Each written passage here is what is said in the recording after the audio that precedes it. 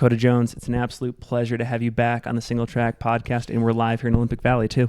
Thanks a lot for having me, guys. It's good to be here. So you made it here. You biked 650 plus miles from the great Salt Lake City to here in Olympic Valley. Any interesting war stories or highlights from the trip? I wish there were more great stories. Honestly, it went great. Everything went well. I didn't even get a flat tire. So I don't really have any great war stories, but it was an amazing trip. I rode my bike from my house in Salt Lake City to the start line of Western States, and it's amazing. Door to door, how long did that end up taking? I did it in 7 days. Okay. Yeah, 650 miles, 650 miles. It was I could break it up in a variety of ways. In the past on bike tours, I get really competitive. I'm how far can I go every day? But I didn't want to totally blow myself up before Western States. That said, across the Great Basin in Nevada, there's some big sections without services, and I had to kind of set up my day rides so that I could get from place to place and get food and water. So yeah, the longest day was 150 miles, but the shortest day was 50. So nice. That's awesome. So cool. We've seen a couple athletes in the sport do pretty big bike endeavors before a race. Rob Cryer comes to mind before Leadville in 2018. I still think you have to have a pretty big why to pull this off. So what was the rationale for doing this big bike ride right before Western States? Yeah, it was kind of like a spectacle in a way, because I run this nonprofit Footprints, which is all about addressing climate change through outdoor sports.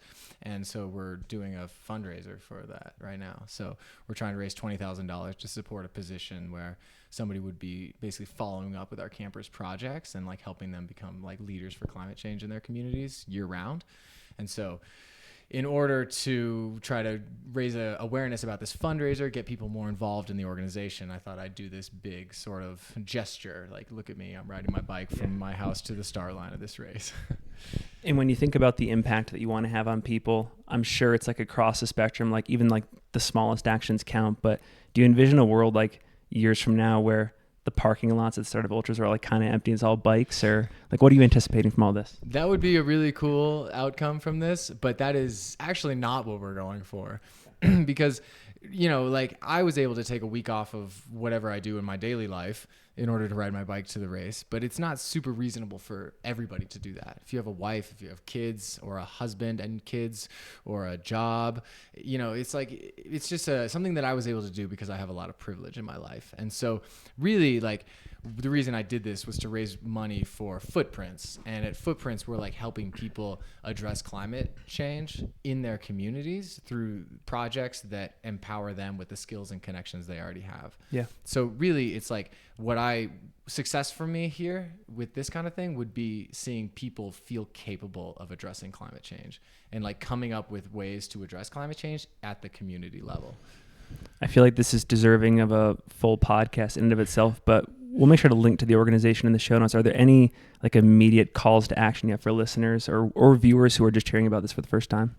Yeah, I would really love people to get involved and donate to Footprints and follow us and contribute to the actions that we're taking. So at Footprints, we're trying to, like I said, we're raising money for this position, and we put on these running camps, one in the U.S. this year, 2 in Australia, where we're developing more for the U.S. and Europe next year. And it's basically we want to get people we want to help runners feel capable of taking action on climate change. And so come to our website, runfootprints.org, get involved on Instagram. We have all kinds of activations going on. We're Footprints Running there. And yeah, I think that we can really do a lot if we all work together. I'm sure, I know Brett has a bunch of X's and O's questions about Western States. I have one more question. I feel like there have been various eras where a certain city was the trail running hub. And I got super excited when I learned that last fall you moved to Salt Lake City, because I want Salt Lake City to become the next place. Talk about the role that Salt Lake has played in training for this race. Maybe it hasn't because our winter's been so brutal, but talk about what it's been like adjusting to the training, the opportunities, all that kind of stuff.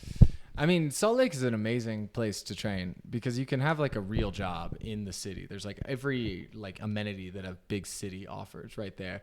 But I can also drive 5 minutes from my house to a 3,300 foot climb on Grandeur Peak. Yes. And that's the closest one. There's many, many others, the trail access and the vertical and just the alpine feel of mountains that we all look for is it's like right there above this city. It's a really unique place for that. There's a really strong community there. And I feel like in terms of like big city access to real mountains in the United States, the only other city I can think of that's comparable is maybe Anchorage, and that's a ways out of. That's a deep cut. So yeah, I've just been really impressed with Salt Lake. It's also like I grew up in southern Utah. My sister like went to the University of Utah and like lived in Salt Lake. Ton of my friends went to the U. So for me, going back to Salt Lake was like going to a place where I feel comfortable. I spent a lot of time and I have a lot of good friends. Cool. So Dakota, you've been in the sport for quite a long time. Yeah. This is your first Western States. Yeah. Was that all part of the plan, or has there ever been a plan? How's that journey to Western States been? If I look back on my career, like I think one regret is that I didn't plan. Like I really wish that if when I was like 20 years old, I'd been like, okay, I want to run these races and like created like a multi-year plan to do that. It's not something that I ever did. And so I kind of let things just come at me. And that's, I think, a result of me being excited about everything all the time. And so I was like trying to do everything all of the time. And that often ended up with me getting like kind of overtrained or injured a lot of the time. But yeah, Western States is something that I always wanted to do. I knew I always wanted to come run it. But for whatever reason, again, without a plan, I was like always doing some other races, some other places. But yeah, over the last few years, I was thinking like, I'm in my 30s now. At some point, I'm going to be too old to compete. And I before that happens, I want to give Western States a good shot. I mean, one thing that sticks out to me based off the point you just made, you have had a lot of at-bats at the 100-mile distance, and you really only just nailed it last year with Hard Rock and Javelina. Talk about how you managed to keep the faith over your career at this distance and what ended up being like the differentiating factors. That's a lot to unpack. When I got into ultra running because of Hard Rock, and I was living in Southwest Colorado. I volunteered at Hard Rock, and I was like, everything about these mountains, these people, this community, that's what I want to be a part of. And ever since then, like Hard Rock has been kind of this like North Star for the style that I want to embody in trail running. And so immediately I wanted to do Hard Rock. And so when I was 19, I ran the Bear 100 to qualify and just like survived it. I ran my first Hard Rock in 2011 and I got second, but I felt like absolutely terrible. I didn't feel like I did a great job. Which again, on paper, it looks like I'm full of shit there, but like, I didn't feel like I had done what I was capable of. The next year I came back and did a little better. I ran faster, felt like I was more in control, but Hard Rock's maybe not the best 100-mile race to start with, basically, just because it's so hard and you're out there for so much longer than others. And then in 2014, I dropped out of both UTMB and Hard Rock. And also in 2011, I think, I dropped out of UTMB. So at that point, I was like 50% of 100-mile finishes, and I just never felt like I knew how to do that distance. I'd get to like 60 miles or more, 60, 70 miles, and just completely crater. And like everybody says, you have ups and downs, and I feel like I'd hit like a down and just continual spiraling down. And after UTMB in 2014, I was like, man, I got to take a break. Like this clearly isn't working. I think I need more time and like experience to do this well. And so I set out, I was like, I'm going to take at least 5 years off of 100-mile races and just do like 100K or less or something. And then I didn't actually try another 100 until 2020. So that was like 6 years, I guess. That was the I'm Tough 100. And I went out, I felt like because it was 2020, I hadn't trained. I mean, I trained a ton, but I hadn't like focused training. I just like literally, like there's no races going on. And so I just like was out in the mountains. I was living in Montana. I was just like exploring a new mountain range every weekend. And sort of on accident, I was just super fit. And I went out and I ran really conservatively on purpose. And I felt like I was totally in control for 100 miles. And after the I'm Tough that year, I was like, man, I think I can do this. I know how to do this.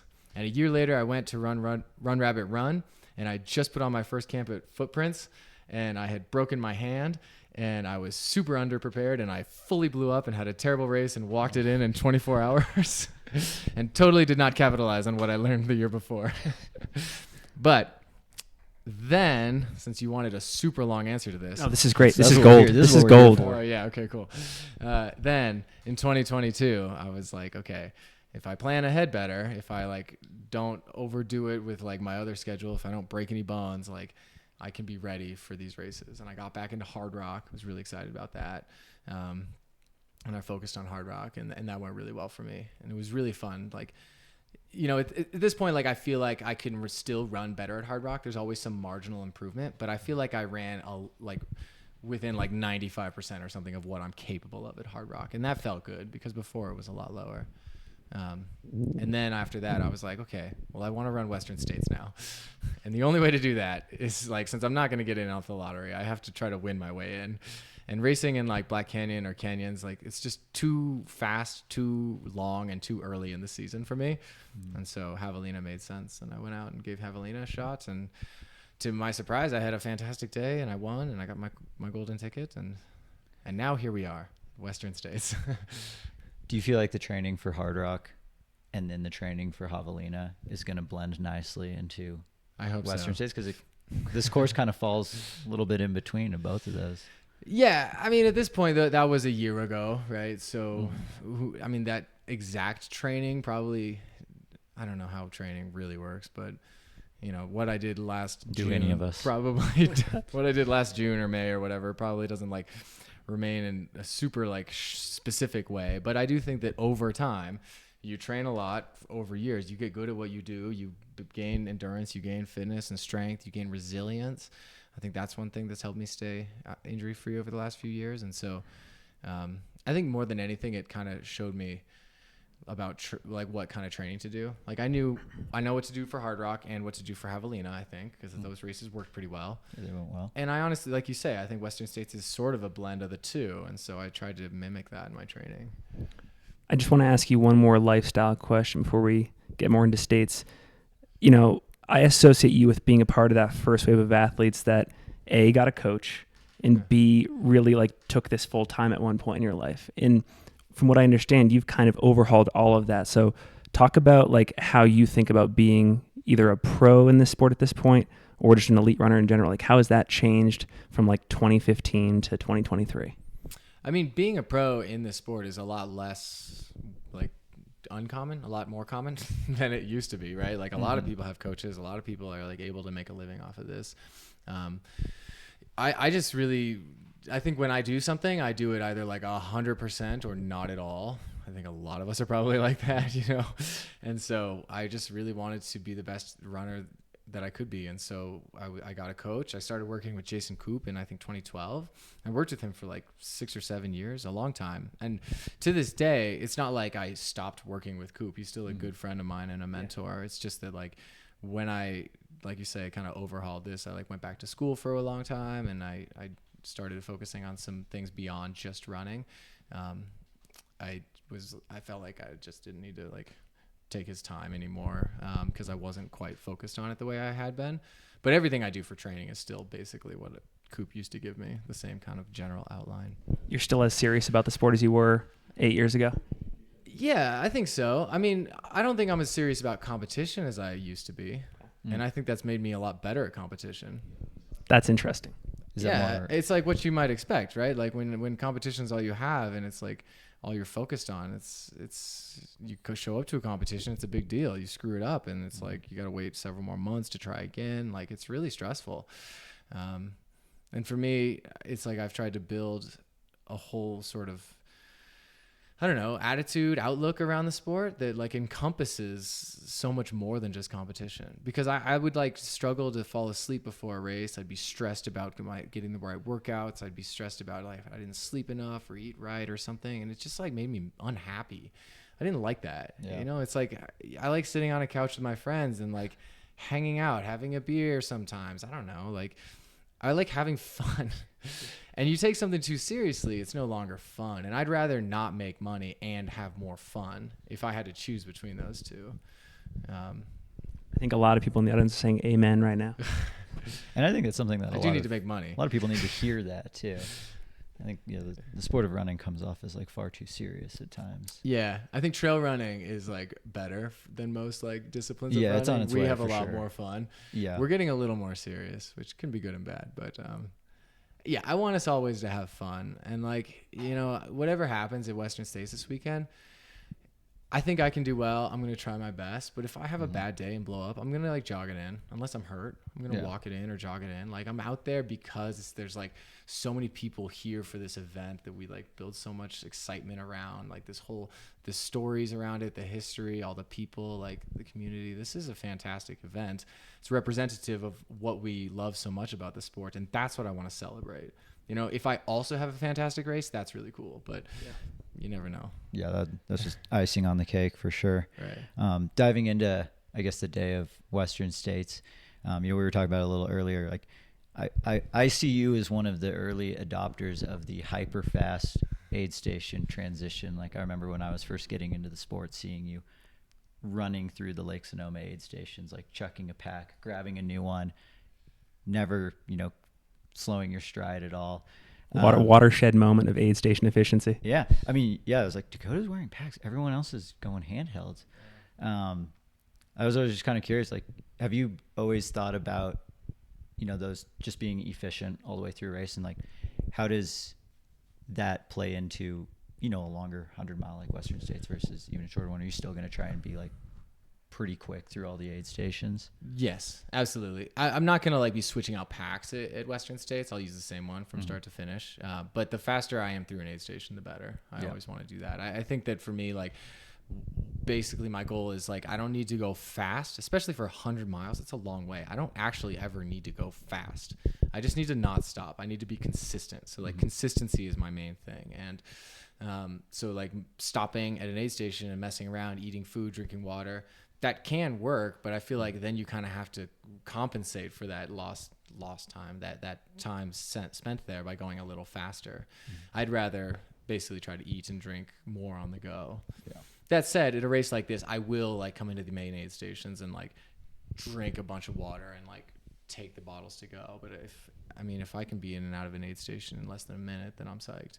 And it also like, there's a psychological component to that too. If you're running with someone and they stop at the aid station, you don't, all of a sudden you're out of sight. Yeah. It's fantastic. It helps. It's a big deal. Yeah. Cause then it feels like you just gained something for like not having to do anything extra. Yeah.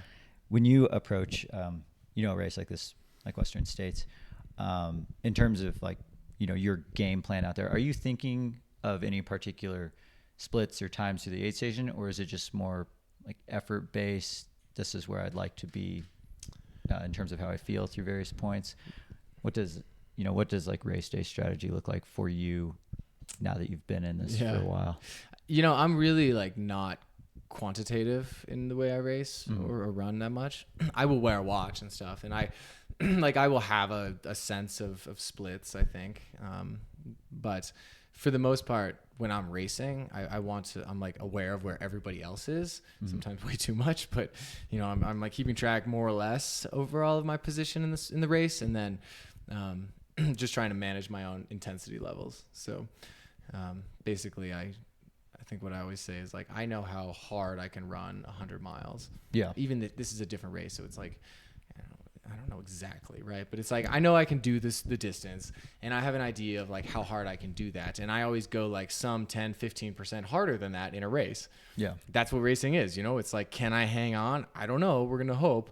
But like, I don't want to go 30 or 40% beyond like what I know I can do. Like I have to maintain it within some limits. And if somebody's blasting off the front, I'm going to have to let them go. And hopefully I have like the wherewithal to do that. I think that's where experience comes in. I was going to say, have you gotten better at estimating that tipping point? Yeah, I think so. Over time. Yeah, I definitely have gotten better at estimating that. I've also gotten more confident in like being able to take more risks. I think, like you said, I've done more hundreds and I've figured out the distance a little more. This one is a bit, everyone's different, right? But yeah, I think I've gotten better at doing that.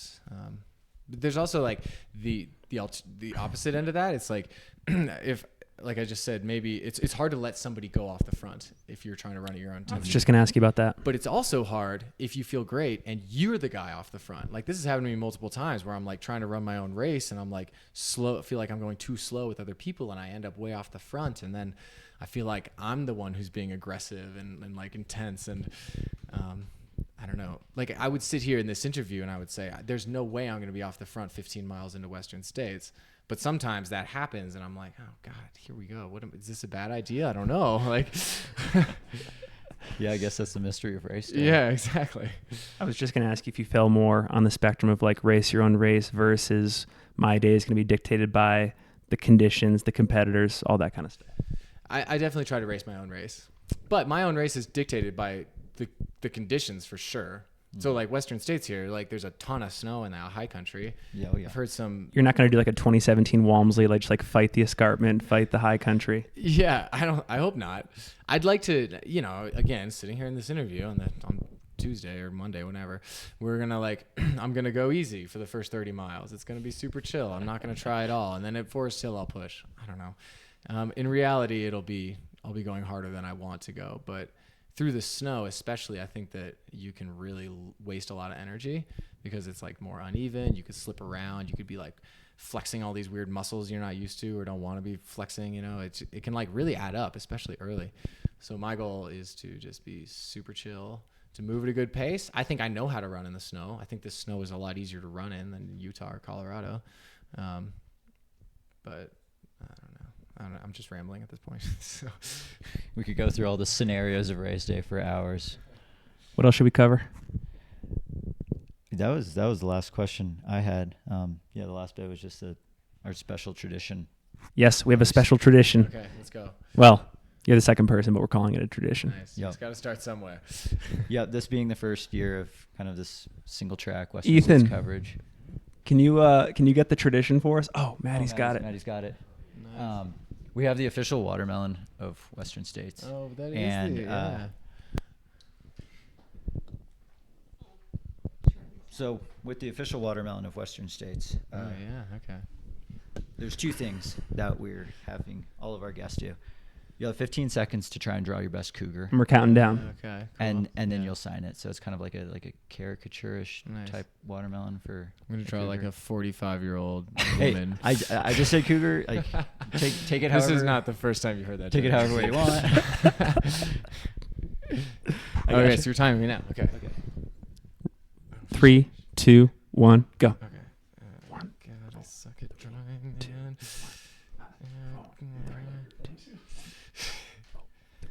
Yep, this is what they look like. Mm-hmm. Dakota, you were a cat. 5, Javelina. 4, 3, Yeah. 2, 1. Okay, time's up. Shit. Let's go. Yeah, All right. that's what they look like. Right on. I like And the it's- ears. Great job on the ears. Thank you. It says RAR. Yeah, that's how you know. Is that Courtney's? That's She Courtney's. signed it. Damn. Oh, no, we're going to get your signature too. That's the next part. Let me sign it. Okay, cool. So everyone knows it's yours. Just write my name. Awesome. Dakota Jones, we cannot thank you enough for your time, your generosity, your perspective on the sport, and we're really excited you're here. Just thank you so much. Yeah, thanks for having me. It's Yeah. fun to be a part of this. Love what you guys are doing. Cool.